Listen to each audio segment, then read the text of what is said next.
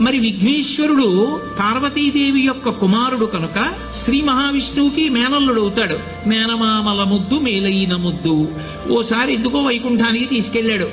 మేనల్లుడు కదూ, సంతోషంగా తీసుకెళ్లి అక్కడ సుదర్శన చక్రం పెట్టుకున్నాడు.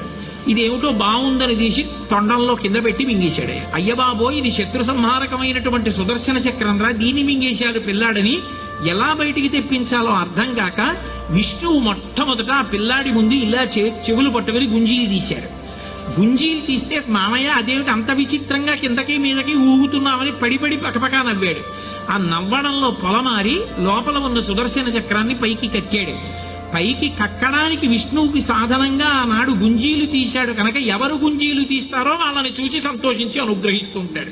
ఇప్పటికీ మీరు పాండిచేరి వెడితే పాండిచేరి రోడ్డు అంతా కూడా గుంజీలు తీస్తూనే కనపడతారు మీకు. విఘ్నేశ్వరుడి యొక్క పూజ అంత తేలిక.